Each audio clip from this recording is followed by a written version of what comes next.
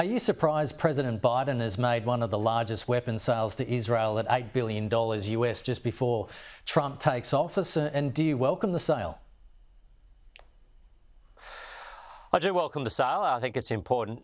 Israel has always shown itself that it's willing to defend itself, but it does seek, advanced military equipment from key partners like the United States. I think for Biden, this is about cementing his legacy as a president, a democratic president who has always been supportive of Israel, and he has shown that, in my view, since the 7th of October 2023, since the Hamas terrorist attacks, that whilst he, would dearly like to see these conflicts brought to an end, whilst he would dearly like to see an end to civilian suffering, he also recognises that the only true way to peace in the region is with a strong Israel that is able to defend itself.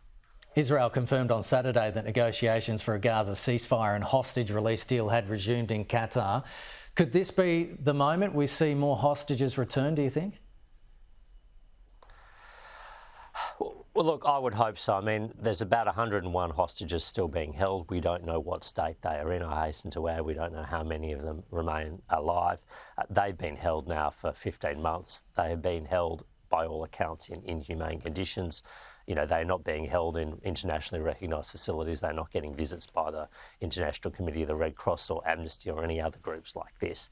And we've seen from the hostage videos that have been steadily released, including one just a few days ago, that they are in a distressing state. So I would dearly like to see the hostages released. I think what we can do in the international community to help bring about a ceasefire is to make sure that we stress that Hamas has done the wrong thing, that they should be releasing the hostages immediately and unconditionally, that the way this conflict ends and the way the suffering for the Gazan civilian population ends is for those hostages to be released. That has always been the key to creating an enduring ceasefire in this conflict. Hamas has been intransigent to date, and in part it's because they haven't faced sufficient international pressure to release those hostages.